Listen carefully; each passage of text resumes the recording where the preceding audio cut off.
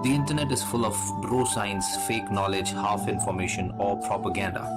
Your quest of reliable, authentic health information ends here.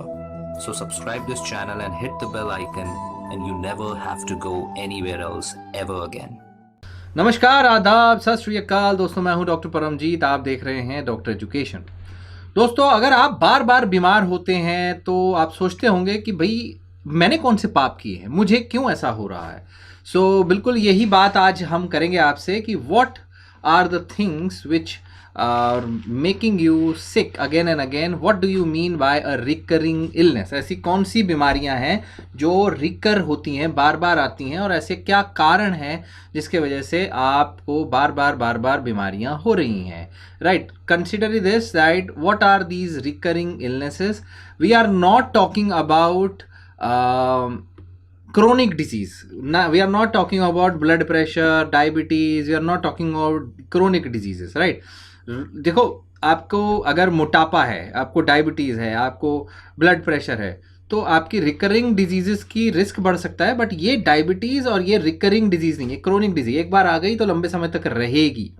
Okay, लंबे समय तक रहेगी। बट इट्स नॉट लाइक कि एक बार आ गई तो 2-4 दिन, 1 महीने बाद ठीक हो जाएगी, फिर 2 महीने बाद आ जाएगी, फिर 1 महीने बाद। तो recurring illness is something like that कि थोड़े दिन ठीक, थोड़े दिन बीमार, थोड़े दिन ठीक, थोड़े दिन बीमार। So what is that? Why is that? Why does that happen? It might be a eye infection, it might be a ear infection, it might be most common is throat infection, it might be some other kind of infection. बार बार cold हो जाना। Right, what is making you sick? क्यों बीमार हो रहे हैं? Right,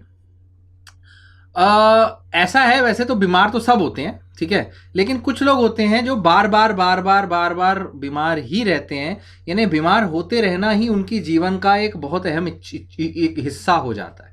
बहुत कम समय होता है जब वो एक्चुअली बहुत बिल्कुल परफेक्टली ठीक होते हैं, वरना कोई ना कोई बीमारी लगी रहती है। ये वीडियो उन लोगों के लिए है बहुत ज़रूरी कि उनके अंदर क्या गड़बड़ है और क्या क्या चीज़ें हैं जो उनको एक्चुअली बीमार करने में कंट्रीब्यूट कर रही हैं। नंबर 1 चीज is what you eat. Yes, your diet. अगर आपके खाने में प्रॉब्लम है, बोलते हैं वैसे तो दो लोग बोलते हैं an apple a day keeps the doctor away, मगर ऐसा नहीं है।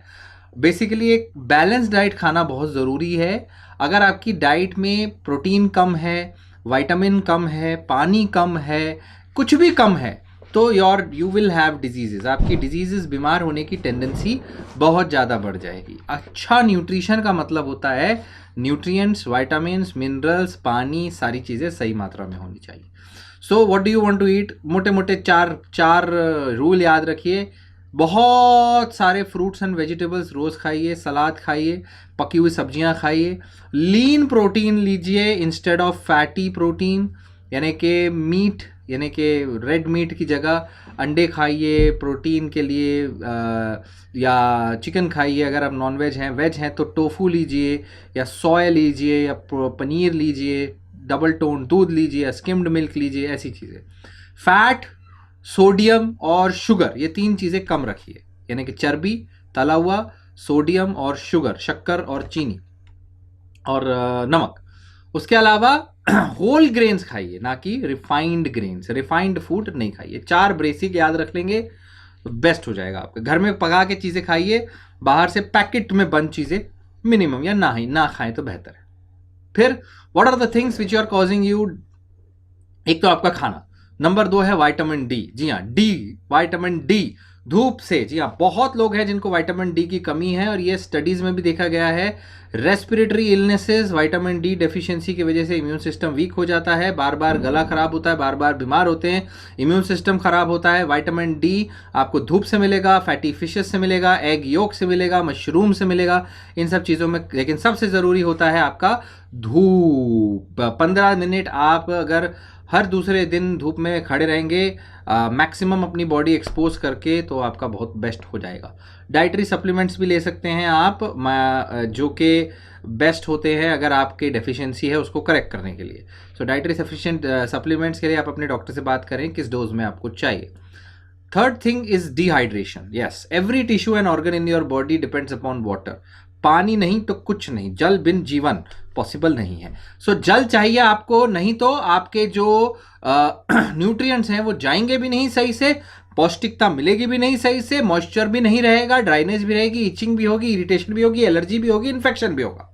तो जल इज़ वेरी वेरी इंपॉर्टेंट, चाहे वो आपका नाक हो, माउथ हो, एनस हो, ईयर हो, थ्रोट हो, कोई भी चीज़ को मॉइस्ट रखने के लिए बहुत ज़रूरी है। सो डिहाइड्रेशन से is a big big problem which is happening. आजकल लोग पानी नहीं पीते, कम पीते हैं, दिक्कत होती है। डिहाइड्रेशन अपने आप में फटीग, आपको थकावट, हेडेक, कॉन्स्टिपेशन जैसी चीज़ें कर सकता है। और आपको जब प्यास लगने लगती है तब आप ऑलरेडी डिहाइड्रेटेड होते हो, याद रखिएगा। आइज़ भी अंदर चल जाएगी डिहाइड्रेटेड होगे तो, blood pressure low, heart rate fast, confusion, lethargy, ये सब चीज़ें हो सकती है। The fourth biggest thing is sleep deprivation. जो लोग सही से नहीं सोते, उनके वजह से, उनके दिक्कत इस स्लीप नहीं होने के वजह से उनके बॉडी के अंदर कॉर्टिसोल नामक स्ट्रेस हार्मोन बहुत ज़्यादा बढ़ जाता है। उनकी इम्यून सिस्टम ऐसे साइटोकाइन सिक्रीट करते हैं जो दिक्कत करते हैं। आपकी स्लीप में प्रॉब्लम, आपकी स्लीप डिप्रिवेशन अपने आप में आपका रिस्क बढ़ा देती है, मोटापे का, हार्ट डिजीज़ का, डायबिटीज़ का, हार्ट अटैक का, ब्लड प्रेशर का, इन सब का रिस्क बढ़ा देती है। तो 7 से 8 घंटे की स्लीप आपको मिलनी चाहिए। और अगर बच्चे हैं, छोटे बच्चे हैं, तो 10 घंटे की स्लीप उनको मिलनी चाहिए। और मिनिमम 6 घंटे एडल्ट के लिए ज़रूरी है। फिफ्थ बिगेस्ट चीज़ जिसकी वजह से आप बीमार हो रहे हैं वो है आपके हाथ, आपके dirty hands, your hands.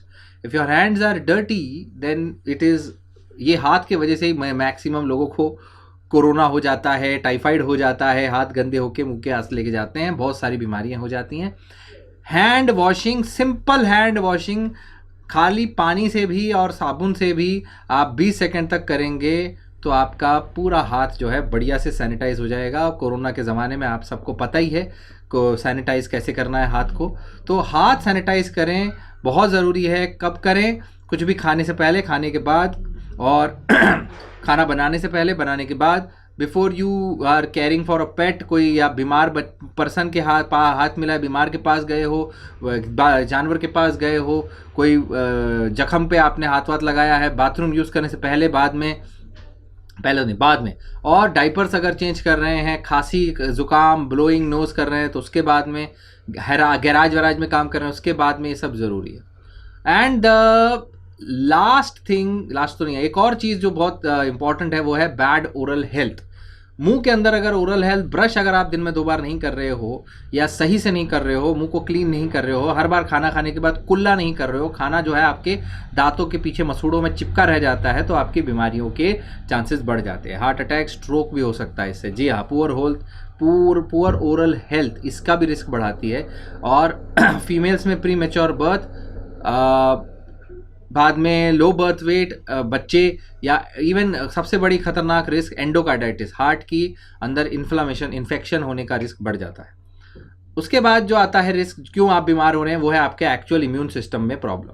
Immune system में डिसऑर्डर्स हो सकते हैं। इम्यून सिस्टम जो है कई बार कुछ ऐसे बैक्टीरिया, टॉक्सिन, कैंसर, कभी कभी कोई वायरस, कोई फंगस, कोई एलर्जन ऐसे भी होते हैं जो इम्यून सिस्टम को ही खराब करने लग जाते हैं। सो अगर कोई ऐसे इम्यून सिस्टम को प्रॉब्लम कर रहा है तो आपके बॉडी के अंदर फिर आप बार बार बीमार होंगे।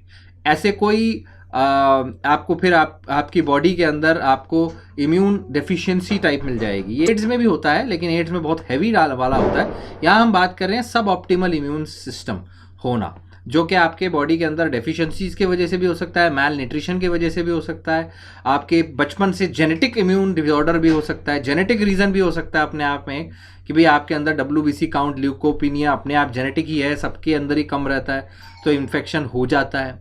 और लास्ट एलर्जीज हो सकती है।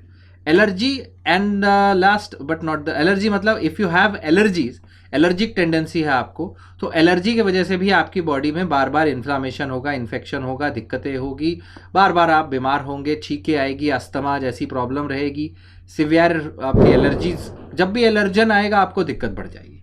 सो allergies again a reason. Then what is the other reason? और क्या बच गया? स्ट्रेस, सबसे बड़ा चीज़ जो दुनिया में सबको है। स्ट्रेस तो नॉर्मल है, सबके लिए है, सबको होगा, पर how do you deal with stress, that is the most important thing. और स्ट्रेस कंटिन्यूस है, क्रोनिक स्ट्रेस है, कोई लाइफ में खुशी नहीं है, कोई अच्छी नींद नहीं है, lot of stress is there, then that is causing a lot of problem.